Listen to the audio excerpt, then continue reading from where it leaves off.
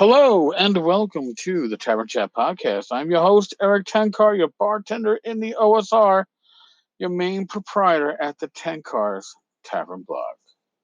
So, I was at North Texas RPG Con end of last week and the weekend. Arrived on Wednesday, as those of you who have been listening to the podcast know. And I came back today. We did not have the problems that I feared we might have. There's a lot of cancellations with flights yesterday because there was a tornado that went through Dallas and caused some problems at the airport and beyond. And I think American Airlines had a huge number of cancellations. The airport was a bit of a madhouse when we got there, and LaGuardia coming back was also a madhouse because I guess our flight from Dallas Fort Worth to DFW was going back to DFW, and there had to be at least twice as many people waiting to get on that plane than actually were seats. So, holy shit. I just want to say I had an amazing time. Now, there are so many people that I spent time with, I talked with, I gained with. I stopped by the booth, I met them in the halls, longtime friends, longtime readers of the blog, long time, well, I guess not a huge long time, but listeners of the podcast. And I find it interesting that initially, my first, I'm going to North Texas now. This is our sixth time, I guess, in Rachel and I. And for us, or for me, I was getting recognized. Oh, you're Tenkar. I read your blog. Oh, I've been reading your blog for X number of years. Now, over the last, I don't know, since last fall, I guess, when I went to Game Hall, I go to conventions and people go, "Hey, you're Eric Tenkar. I recognize your voice. I listen to your podcast." And I am very grateful for everybody that does. We did a live podcast on Friday night. That was fun as all hell. The frugal GM was nice enough to fill myself and Rach with a bunch of nips.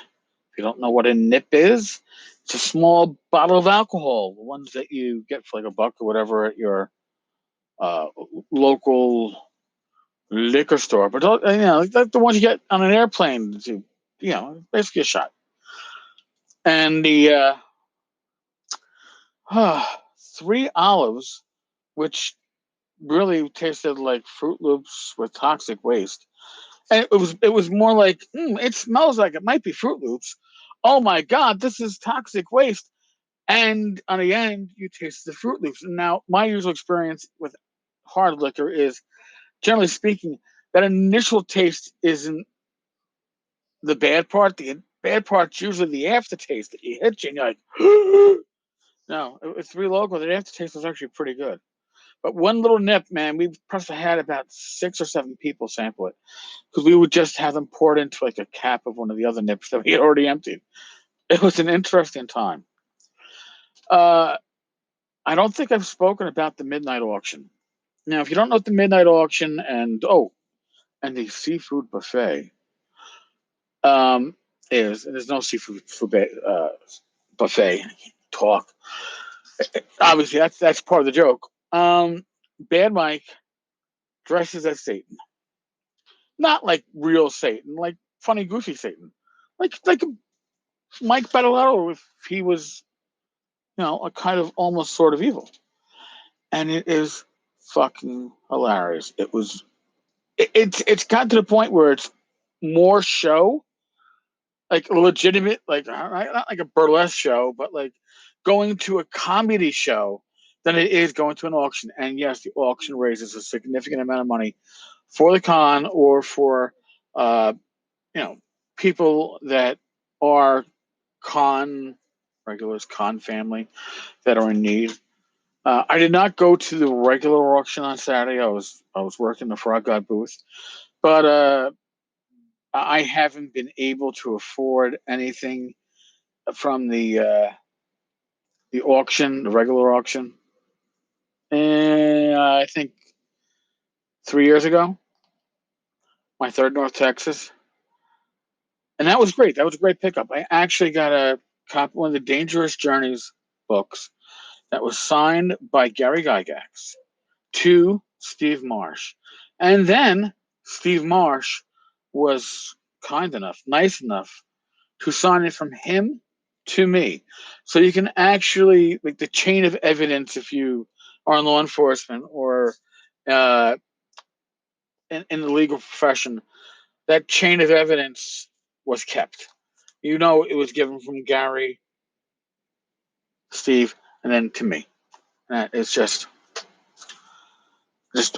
awesome. But yeah, collectible gaming products are becoming more and more valuable and more wanted.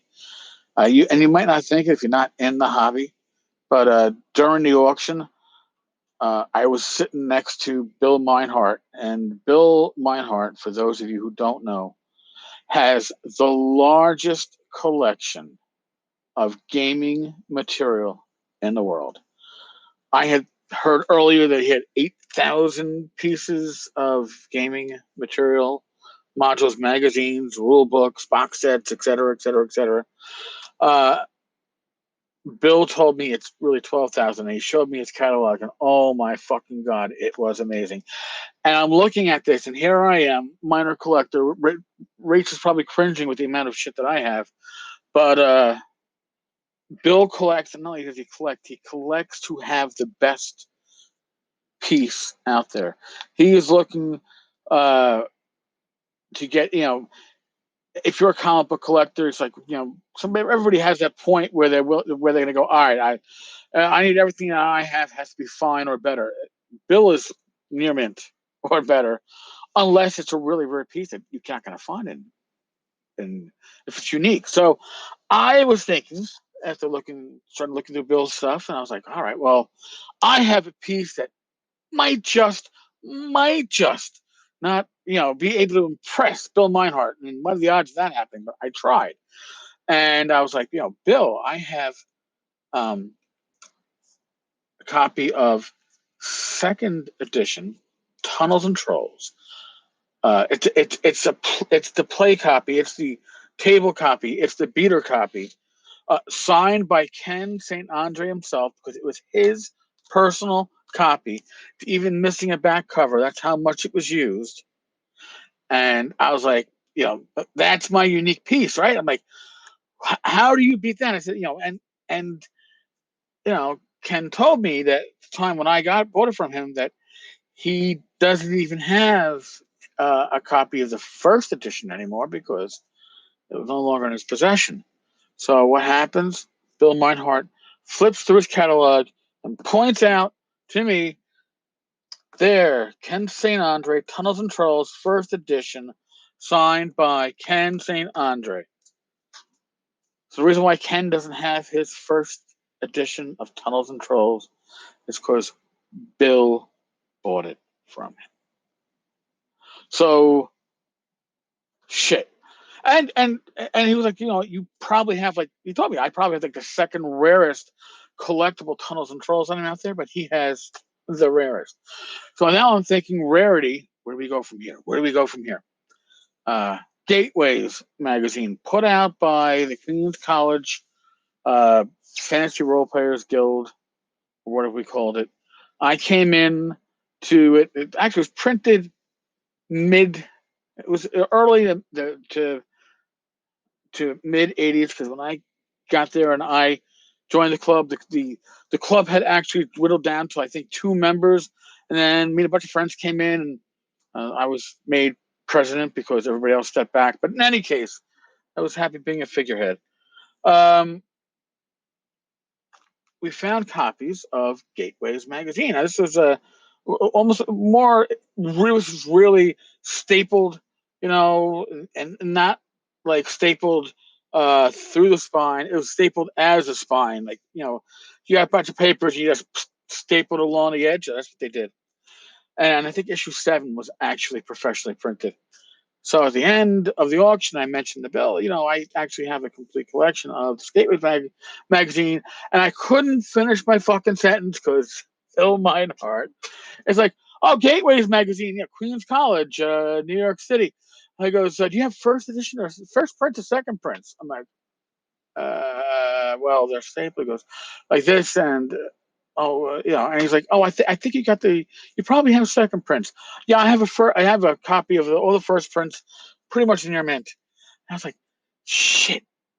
First off, I didn't know that Gateways was popular enough to even make the radar, but I was hoping it was enough that I'd have something that Bill might be interested. I would have donated it because Bill runs basically a tabletop gaming museum. The man takes this shit seriously, and damn it, I've got nothing. Everything else I have is those are the rare pieces, and my rare pieces. Oh, I'm still happy with the Tunnels and Trolls second edition. Yeah, go figure. And Bill has uh, kindly agreed to be interviewed at some point for this podcast. We just got to work out a time, work out a place. Well, not a place, work out a time in a day that works for both of us. And that should be a very interesting interview. My God, I'm so forward. I'm looking forward to it so much. Little after con um, brain deadness, I guess.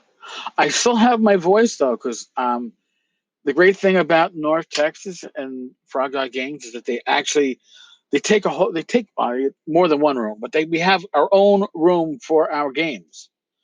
Okay, so I don't have to shout over people in a hall which has 15 games running with, I don't know, 100 people, and I don't have to yell over the war gamers at my table in a hallway at Gary Con that's right outside the wargaming room, flanked by wargamers to the left of me and flanked by wargamers to the right of me.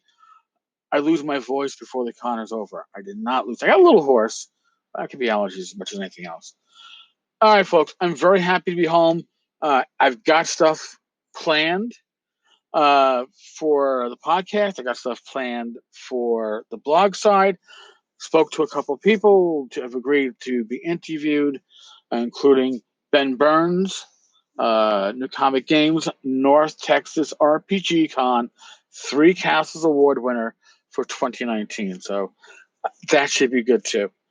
All right, folks. As always, as usual, God bless, and I mean that. Be safe, be well, roll those dice, and I will talk with you all tomorrow.